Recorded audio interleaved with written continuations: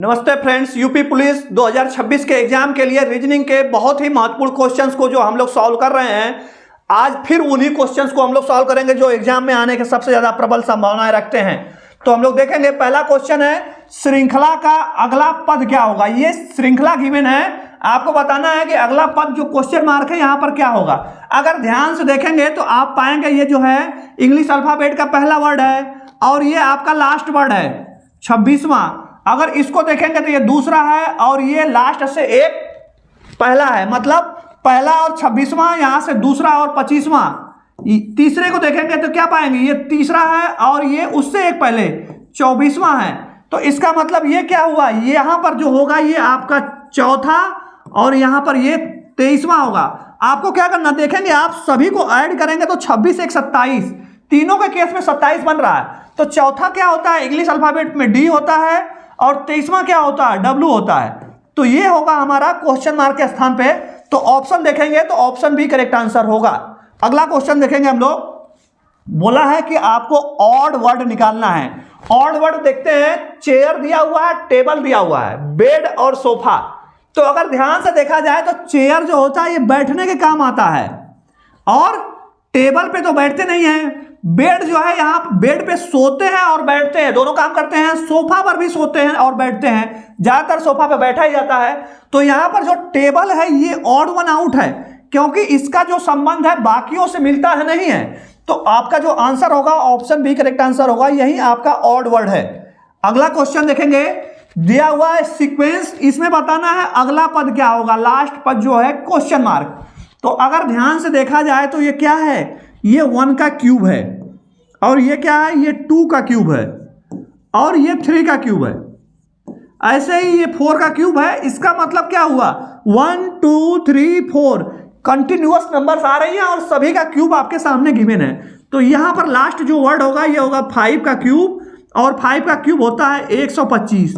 तो ये होगा आपका answer, option C correct answer होगा। नेक्स्ट क्वेश्चन हम लोग देखेंगे, दिया हुआ है कि if age is equal to 13, age का जो दिया हुआ है 13, तो बैक का पूछ रहा है क्या वैल्यू होगा। तो इंग्लिश अल्फाबेट में देखेंगे ए जो होता है ये पहले स्थान पर होता है और जो जी होता है ये 7वें स्थान पर होता है और ई होता है 5वें स्थान पे। तो इन सभी को अगर ऐड किया जाए तो देखते हैं क्या होता है, 1 + 7 + 5, 7 5 12 और 1 13 और यही यहाँ पर गिवन है। तो इसका मतलब हमको सेम पैटर्न यहाँ पर लगाना है। बी जो होता है दूसरे स्थान पे होता है, ए होता है पहले स्थान पर और जी जो होता है ये होता है 7वें स्थान पे।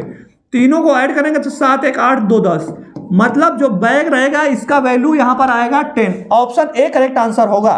अगला क्वेश्चन देखेंगे, एग्जाम में आया हुआ क्वेश्चन, विच इज डिफरेंट। आपको बताना है इसमें से कौन सा डिफरेंट है, कौन सा ऑड वन आउट है। तो ध्यान से देखा जाए, सर्कल दिया है, ट्राइएंगल दिया है, स्क्वायर दिया है और क्यूब दिया है।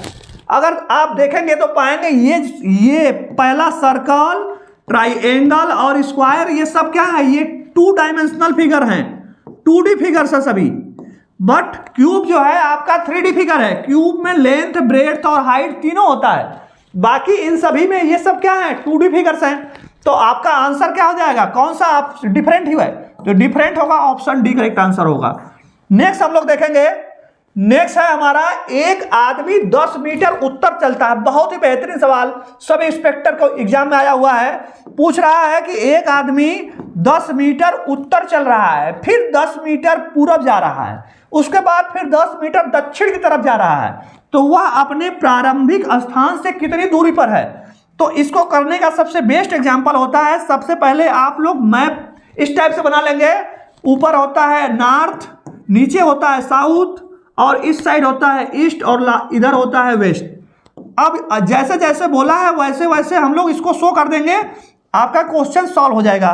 तो करते हैं, सीधे चलते हैं। बोला है कि 10 मीटर पहले उत्तर गया, तो यहां से ले जाते हैं इसको, 10 मीटर उत्तर गया यहां पर, इसके बाद फिर 10 मीटर पूरब की ओर जा रहा है, तो यहां से 10 मीटर पूरब कर दिया, 10 मीटर ये हो गया आपका, 10 मीटर ये हो गया। उसके बाद फिर वो मुड़ गया और लास्ट में कहां गया, 10 मीटर दक्षिण की ओर आया। दक्षिण की ओर मतलब नीचे की साइड, तो दक्षिण की ओर हम लोग 10 मीटर इसको कर देते हैं, यहां पर ये भी हो गया 10 मीटर। अब पूछ रहा है कि ये अपने प्रारंभिक स्थान से कितने दूरी पर है।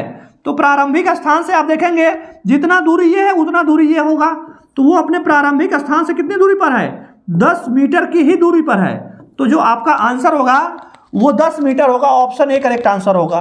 तो इस तरह हम लोगों ने बहुत ही महत्वपूर्ण क्वेश्चंस को प्रैक्टिस किया। इनको आप बार बार देखिए, प्रैक्टिस कीजिए और अपने फ्रेंड्स के साथ शेयर कीजिए। Thanks for watching.